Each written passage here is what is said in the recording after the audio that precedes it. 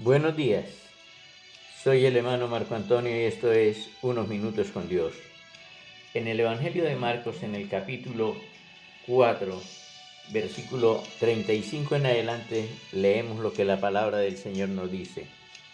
Aquel día cuando llegó la noche les dijo, pasemos al otro lado. Y despidiendo a la multitud, le tomaron como estaba en la barca y había también con él otras barcas. Pero se levantó una gran tempestad de viento y echaba las olas en la barca de tal manera que se anegaba. Y él estaba en la popa durmiendo sobre un cabezal. Y despertaron y le dijeron, Maestro, ¿no tienes cuidado que perecemos?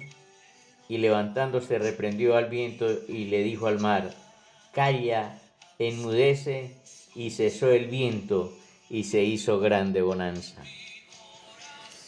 Cuando me pongo a mirar esta escena del Señor Jesucristo durmiendo y ver que lo despiertan, yo no creo que vinieron a despertarlo así con suavidad, sino Maestro, Maestro, gritando, afanados, angustiados.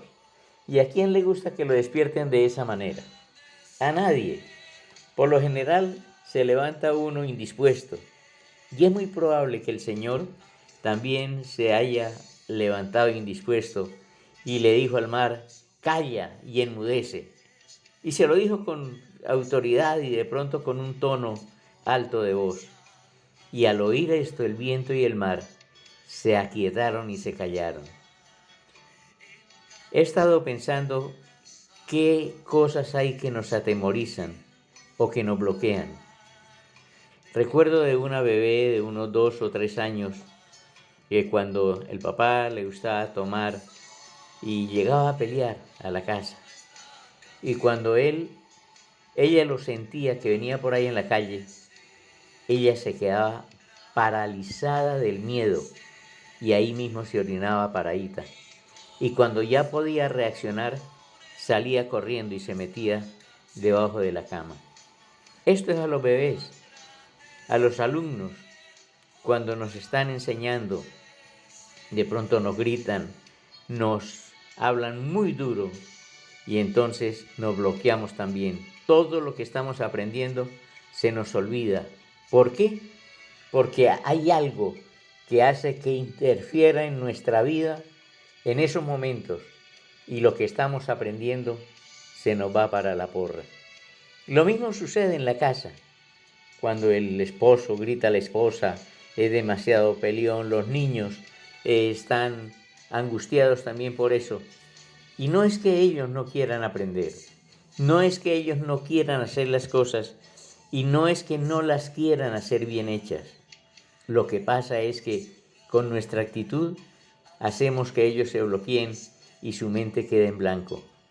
¿Cuántas veces nosotros ya como adultos hemos tenido situaciones tremendas porque algo nos ha sucedido?